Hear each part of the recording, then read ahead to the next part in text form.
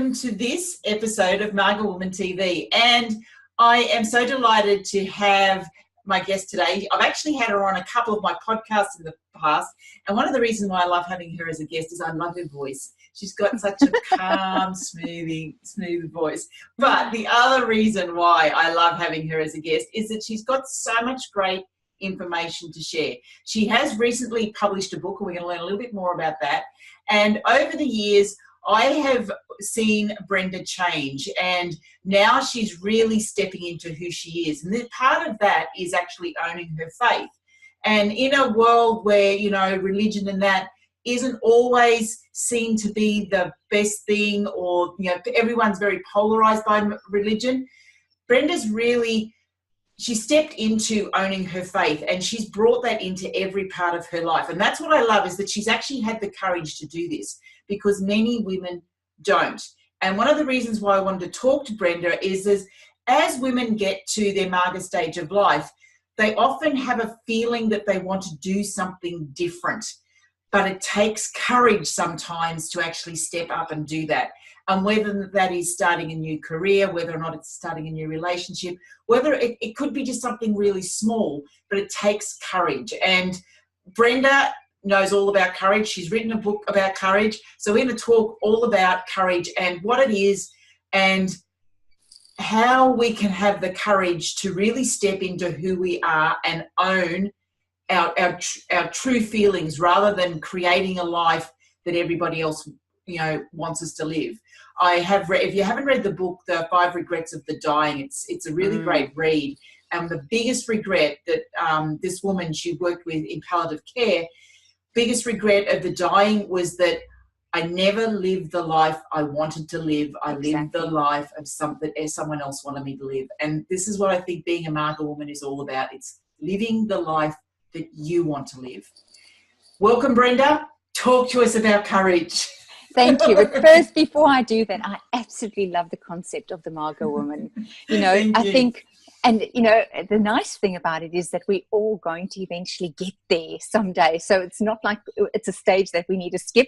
We are all heading towards it. That's right. And as we get there, we actually do become bolder and a lot more confident and courageous, because we really stop worrying about what the world thinks, and we start thinking about what is really, truly important to us. And I think for Maga women, you know, when we reach this certain stage in life, we realize that there is so much more that we still can do, that we actually just really reaching the prime, really, of our lives, where we now have the opportunity to take everything that we've learned in our past and apply it to a new, brilliant, compelling future. And that is incredible. I love that. So I just think it's an amazing, incredible thing for you to have done as well, and to reach out to so many women who are going through this journey and supporting them in it. So yes, I am a happy Maga woman. So tell us a little bit about your transition, and how, because I've seen, you know, the steps that you've taken over the last few years, where you've tried to find where you fit in the world.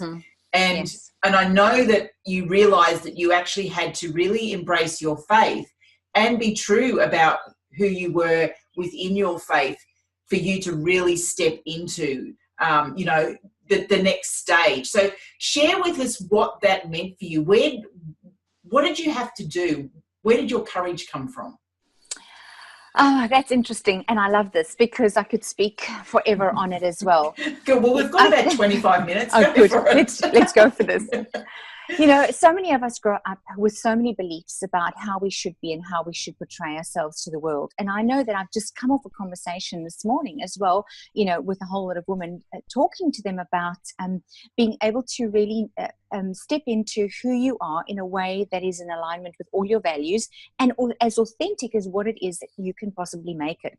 And for me, this is knowing that all my life I've always been a woman of faith. I've always been a Christian, but probably not a very good one, you know. And I think to all of us, when we believe in certain things, we wane and we up and down, we blow hot and cold at certain stages. And there came a time of my life where I was so afraid to tell people what I really believed in, because I was really fearful of the judgment and the rejection and the not fitting in and the not belonging and not conforming to what society and the world expected me to be. And I think for me, it is the realization that, do you know what? I have been created for a purpose and on purpose. And I need to embrace that specific purpose. And how else can I do it if I don't also embrace everything about myself? And it's that self-acceptance. It's that part of you which you've hidden for such a long time. And now suddenly you realize that you cannot fulfill what it is that you're meant to do in the world, your purpose, your calling, okay, unless you embrace the everything of you. And for me, that was my faith. And so slowly I started sharing little bits and pieces about my faith, but still being afraid of putting it out there publicly. Because as you know, sometimes you feel the judgment of other people. Oh my goodness, she's one of those judgmental Christians, And yes, says the judgmental non-Christian. Yeah. And you know what? The truth is, we all judge everybody from time to time. Just in that statement itself is judgment. So it's like, how do we go about professing or sharing what it is that we really believe in, okay, and accepting what others believe in as well as part of their truth? Because everybody has that truth that they think, what they know is correct and right.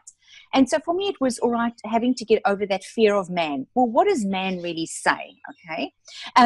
And saying, but is what they say really important? Or is what my creator says about me really important? And he says, you are uniquely formed. You have a purpose and you have a destiny. You know what? You've got to stop listening to what the world says you are and trust and believe who I say you are. Okay.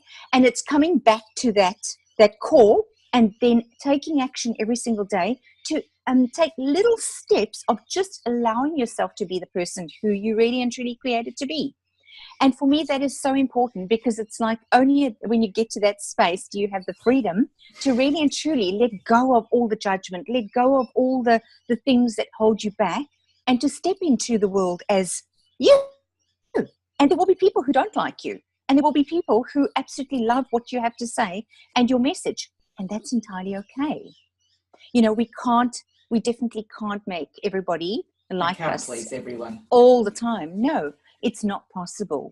So for me, it is those who do resonate with my message, those who do feel that they need more confidence and courage to be able to step out and become who they think they were created to be. Those are the people that I want to work with. Those are the people that I want to, draw closer to them, because I know that the value that I can bring in terms of, helping them to achieve personal success, helping them to achieve business success. That's what I want to do. That's where I feel my passion and my skill set and my strengths lie. And that is totally from a space of, I've come to this point in my life where I accept who I am fully, warts and all. And for those of you who've read my book, especially the last page, will realize that, I wondered to myself 1,000 times, am I qualified to even write this book? Am I qualified to speak on the things that I speak about? Am I qualified to share my message with the world? And then I realized that my life experience qualifies me to do all of that stuff. Stop standing back. Stop putting your light under a bushel. Allow it to shine. Because when you do, you shine a light for others to be able to walk into. That's what courage means to me. Courage is being able to really come to the place of self-acceptance and then shining that light that you have, your gifts, sharing them with the world, because ultimately that's what helps other people to do the same, without fear, without judgment. And I think it's very common for women. They know they want to help. I mean, it's innate in most women that they want to help in some way. But this, am I qualified? I think that's a really big thing. And I know that, I come from an industry where qualifications are a big thing. And if you're not qualified, you can't do this, blah, blah, blah. So there's a lot of doubt comes up when you want to step out of where your main training is. But really, as you say, your qualification is your life. I mean, the fact that you are you, and it doesn't matter what you do, whether or not you're working as a coach like you do, or you want to be a florist or whatever it is, you can get the skills, but what you share with the world is yourself. Because there's a difference between skills and sharing yourself, because anyone can learn skills. Definitely. And it's really just being confident in that. It is. And one of the things that I always, I do a bit of training as well. So I train a professional year, which is a whole lot of international students, which come over from China and Vietnam and Korea and all of those places. And they come because they want to immigrate to Australia because it's a beautiful place to be. Who wouldn't want to be here? And often I speak to them about, that all of them have got master's degrees. So they're master's degree in accountancy, master's degree in IT, and yet they have very little hands-on knowledge of how life works, to tell you the truth, because they're so fixated on the qualification that they have that they think that this qualification is going to get them a high-powered job. And I say to them all the time, you've got to understand, we can teach you skill any day. I can teach anybody to become an accountant.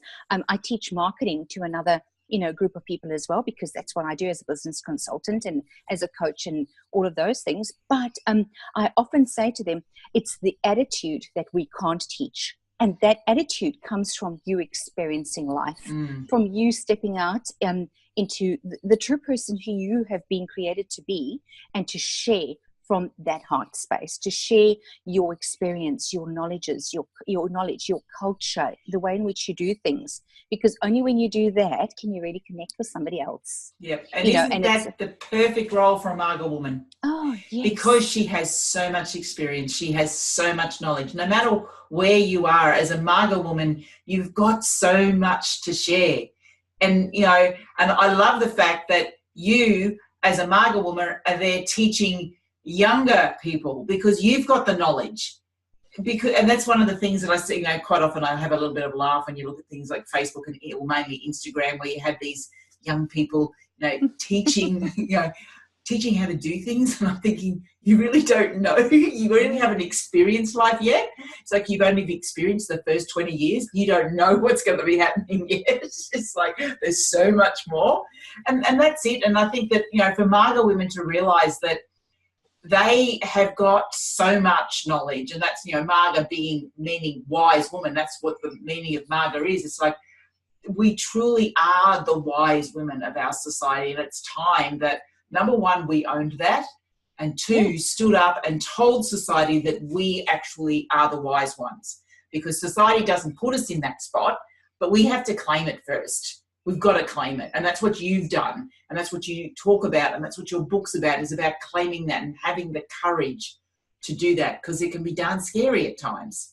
It is. And, just thinking about what you said about us being wise women and having to put it out there and say that, I saw a Facebook feed yesterday where there was, and it was almost like a little video clip where they said, women who are grey, so at a certain age, when women get grey, they almost get parked. Okay? Yes. They get put onto the bench. They get sort of like moved out, and they get classified as no longer beautiful, no longer valuable, no longer having anything to offer society. Whereas men, the minute they turn grey, suddenly they become distinguished, and That's suddenly right, they become like, oh my goodness, look how hot he is. And it's so funny, because actual fact, our wisdom starts coming, and we start expressing it after we've gone through a certain halftime in our lives. Bob Buford, actually, he wrote the book Halftime. He actually calls it halftime. He says it's a certain stage in your life where you start moving from success to significance, meaning that everything that you have learned in your life and taken on board, you're now able to apply to something, in the future. We've still got so many years ahead of us. That's right. I mean, that's right. It's like, it's not like in the past where we all died by the time we were 50. You're getting to 45, 50. It is halfway. For me, I'm hoping it's halfway. I mean, obviously we don't know when halfway is, but I'm hoping it's halfway for me. Exactly. And I mean, me too. It's like, this is when you really find yourself and you can start living, as well, and start helping to me, it is, let's look and see how we can pass on what we have to our generations that are coming, because we need as much help as we can, and they need as much help as they can. So instead of thinking of ourselves as, oh my goodness, we're in this selective little basket where we're too old, not valuable, let's think of ourselves, where can we apply the knowledge, the experience, the support, the encouragement, the wisdom that we have, and be of value to those who are coming after. And to me, that is extremely important, to be able to do that. And it does take courage to step out and say, do you know what? I'm actually not going Sorry about that. That was a call that came in. Oh, that's so I just had to quickly kill it there. We actually have to be able to be bold enough and say, but you know what? This that I have, I'm not going to keep it to myself. She's just trying to call again. Sorry about that. I hope she doesn't call again. In any case, okay. That's what happens live video. I know it is.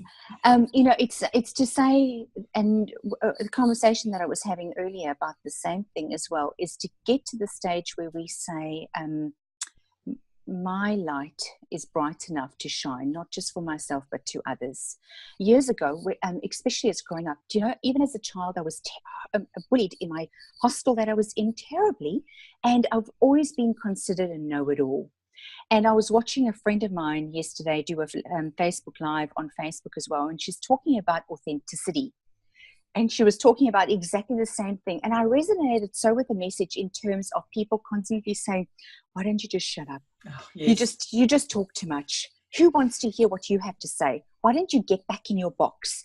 You think you're such a know-it-all. And then pulling yourself back and almost putting yourself back in its little shell because you take on board what everybody else has said. And so you don't want to look like you're arrogant or you know it all, and you tend to shrivel up a little. And I came to the stage where I thought, no, this is ridiculous. Marianne Williamson says that we're not afraid to fail as much as what we are afraid to succeed, to let our light shine. And why is that? Because we're afraid to be battered down and bruised and told to shut up and get back in your box. The fact is, I do know a lot because I'm an avid researcher. So instead of me shying away and saying, oh no, people are going to think I'm a know-it-all, let that come out and say, I do know a lot of stuff. Not in an arrogant way, not in an opinionated way, but stuff that could be useful. Do you want to listen? Do you want to hear? Do you want to take what I have to give? Freely or paid, whichever it is, because there is value in every person. Doesn't matter what age you really are. And so, I'm very passionate about that subject, Angela. And, as you can hear, yes. You can tell. So for our people who are watching this video right now, if we've got a woman and she's at this stage of life and she's ready to take a step out, what would you say would be the first three things that she could do to find her courage? What does she need to do? Okay, one of the things that I shared on another interview earlier this week is to not fake it until you make it, but rather to act as if. When we fake it until we make it, we actually feel like the fake that we think that we're trying to portray. And I dislike that phrase. I really do. I know that in corporate, we always used to say, oh, let's just fake it until we make it. But what that really does is it's a self-perpetuating thing where it really and truly just makes you feel even more of the fake. So instead of doing that, think of yourself as, this is where I am. This is where I need to be. There is a gap in between. How can I build the bridge to get there? And building that bridge may mean that you need to see yourself as that person already right now and act as if. So ask yourself, if this is who I want to become, what are those behaviors that person will display? And start adopting those behaviors now in your life. Start doing those things now in your life, acting as if you already are that person. That is the one thing that I can definitely say. Because the truth is, you are actually already that person. Yes. It's already in there. You've buried her. That's right. And you've just got to go and haul it out, and then you've just got to align who you are, and you've got to align them together. And that's acting as if we do that. So the second one is to, I say that there's a difference between confidence and certainty. You need to have confidence, and that confidence, all right, only comes about as a result of certainty. And the certainty is knowing who you are as a person, your ideal self, who you are without the onion, without the peels, without the things around you. It's the raw version of who you are, the person that you are when nobody else is looking, that authentic, real you. Now, when you can get to that space, that certainty will breed that confidence, and then you need to take action. Because obviously a dream, a goal without action is really just hallucination. You're not going to get anywhere, all right? You're going to stay stuck. You're going to live that mediocre life that you really don't want to live. and you are meant for more. You've been created for more. So go out there and take action. And people will say, oh no, but how do I take action? It's too scary. I'm afraid to do that. Mel Robbins has a perfect little technique. Oh, yep. She was the one that wrote I think it's called the 5-second rule. Yep. And she says, when you have an idea or there is something that you want to do, count 5, 4, 3, 2, 1 and do it. Because she says if you don't do it within those first 5 seconds, what happens is we move from that brain that comes with that idea, that thing that we want, to I think it's the limbic brain, the front. And that's the rational brain that's going to say, do you really think you can do that? What if those people look at you? Oh, no, I think you should sit down in your chair and be quiet, And then we pull the handbrake and we stop ourselves from doing that thing that actually could have taken us to the next step. And so it's that taking action. And then the third thing is really, or this could be the fourth, I'm not sure. I've lost count. That's okay. Is to remain committed and focused in the process. This is a process that you're going through. You can't wake up one morning and suddenly expect everything to be perfect. You're not going to start a diet and say, I'm going to lose 10 kilograms, and tomorrow morning wake up and the 10 kilograms are gone. Oh, I wish. I know. How amazing would that be? But that doesn't work that way. It means that we first have to plan our meals. We have to plan our day and our structure.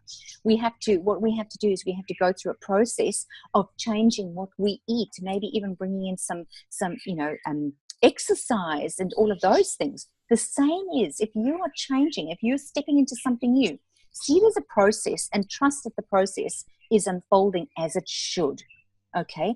But be committed to that process and remain focused on the path that you're on. Those are the things that I can share with those women. Obviously there's a lot more, but those are the main key points, and that's what's going to get them moving forward consistently. So tell us a little bit more about the book, Courage to Bloom, which right. We're going to have in the magazine. So I'll have all the links to the book and everything in the magazine. But just tell us a little bit more about Courage to Bloom, because you've just released that. And I know that you've been working on that. You've had the idea for a long time, and then you've just put it out there. So how does it, number one, how does it feel to actually finally have the book out there in the world? And what's the process of the book about? Well, to say that the book was an amazing process to go through it was just an amazing process. I loved every minute of it. Sometimes I hated every minute of it, but it's just one of those things. And I think I've always wanted to write a book, and I've always known that I would write one. I just didn't know when it would be. And it came to the stage where I actually signed up to a program with the incredible Pam Brosman. She is my mentor in the Bestseller Influence program. Amazing, incredible mentor to have. And she basically helped me step by step. And I listened to the instructions for the first time ever in my life. I'll tell her you said that. Yeah, I actually listened to somebody and followed the steps. Can you believe it? It's amazing what happens when you do that, isn't it? And the outcome is obviously amazing. It's a #1 bestseller on Amazon, and it happened within 12 hours of launching. So it was really great. But the process that went through, it was also a process of, I needed to become very clear as to why I wanted to write the book. And I knew that it was 2 parts. One, because it was for me part of my healing journey, part of the journey that I went through in terms of me moving to Australia and really going through a dip where I felt like I'd lost my confidence, because I really and truly didn't really know who I was. It was like, oh my goodness, Brenda, you don't have your status or your title or your fancy career and your lots of money and your cars and your maids and your great big house and all of that stuff anymore. You're in Australia and you're a nobody. Nobody knows you. Not just Australia, you're in Tasmania. Yes. Oh, does that make it even worse? I'm Tasmanian. For me, it makes it better. For the rest of Australia, they would say, yeah, and you're in Tasmania as well. I know. It's so funny. And so to me, it was like, okay, well, you know what? I'm a nobody here. Who am I then? Who am I? And it's that journey of unfolding. It's that journey of peeling away the layers, okay, to get back to the core root of who I am. And to say that things, there were many things that popped up. I talk about Pandora's box in my book, and we all know the story of Pandora's box. It's like the little box, the treasure box that was put there, and it contained all the dark skeletons, all the baggage, all the whatever it is of me in there.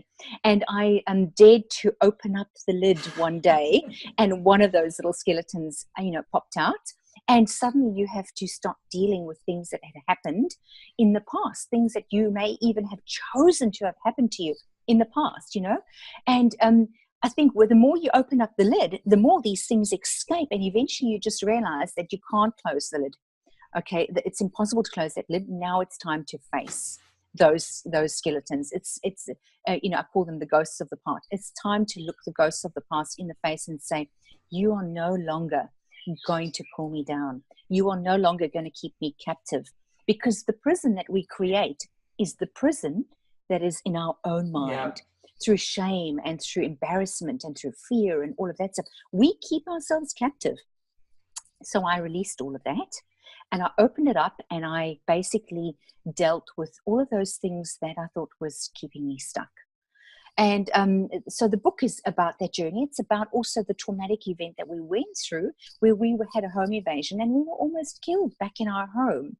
And then the journey and the transition to Australia, the resilience that I've had to build, the confidence that was lost and found. And it's a book of hope. It's a book of belief. It's a book of courage and confidence. And it is my giving back to the world in a way and saying, do you know what? You are able to do this. It doesn't matter what it is that you go through, how hard life seems, or where you find yourself, okay? If you have know that it is a process. If God takes you to it, He is going to take you through it. You have to believe that, and to believe, and and I talk about holding the vision very clear and dear to you. I give a whole lot of tips and things of the things that I did to release all of that stuff, that was like pulling me down, like chains around my ankles, and trying to keep me in my little safe space. Well, you know what? Life is lived when you step out of that safe space. And life is enjoyed most when you actually have the key and you bend down and you open the lock and you release yourself from the shackles that are binding you, because nobody else can do it. Only you can. I love that. I love everything you just said. And the words you just said then, if God takes you to it, God will take you through it. Yeah. And I've got shivers all over me right now, because it's so true. And whether or not it's God, universe, whatever it is, wherever you believe that the source energy comes from, you're right. If they take you to it, you just need to trust that they're going to take you through it. Exactly. And I've been through some really tough times in the last 12 months or so. And there's been times when I've doubted what the hell's going on, and why is this stuff happening? Why does it keep happening? Why do it every single time my husband goes to a doctor, we get further bad news and everything? It's like, okay, there's got to be a reason. And I love that. God takes me to it. God will get me through it. And it's just like, just trusting that wherever it's going to take me is exactly where it's meant to be. There's no point fighting it, because you can't change any of it. It's just accepting it, because I'm very much on acceptance these days. I spend a lot of time trying to let things go, and I realize that when I'm trying to let things go, I'm holding on. It's not about letting go. It's actually about accepting. Yep, just accepting as it is. And so I spend a lot of my time just accepting. And when I accept, I have to have trust. Because it's true. You have to have trust, because if you accept that that's the way it's supposed to be, you also trust that whatever the next step's going to be, it's going to be okay. And even if it's really tough, it's still going to be okay. We just take one day at a time, every day, one day at a time. So I love everything that you are about. I really love seeing you bloom now. Thank you. So totally. I've always been in love with the work you've done anyway, but now, particularly hearing you speak and the passion, and it's not for you, what I'm hearing from you now, it's not this type of knowing anymore. It's a heart knowing. It's just a complete sense of, this is my truth. And when you speak it, there is no doubt. There's no doubt. You can just hear that come from you, and I absolutely. I'm gonna cry. I'll stop in a minute. But honestly, it's amazing. I'm just so totally. I'm blown away with where you're at and what you're doing now, Brenda. Truly, it's unbelievable. And I want to thank you for being on the show today and for sharing your passion, for sharing your belief, for sharing your faith. I really am. I just want to thank you from the depth of my heart, because you're welcome. I have just sat here in awe of you for the last, whatever it's been, 25 minutes, because it's just like, I love your voice anyway, but now behind your voice is a passion and a purpose. And so I love it even more. So thank you so much. And for those of you who are watching this video, you can also see Brenda in the issue 6 of the Maga Woman magazine. In fact, Brenda's our cover girl, our cover Maga Woman on issue 6. So all about Brenda will be in the magazine. I'll have all the links and everything underneath this video, but you'll also be able to learn more about what Brenda does. We'll have this video and all of her links to her book and everything in the magazine. So I want to thank Brenda. I want to thank you for watching today, and have an absolutely fantastic week. Until next time I see you, from my heart to yours, infinite love and gratitude. Bye for now. Thank you. Take care.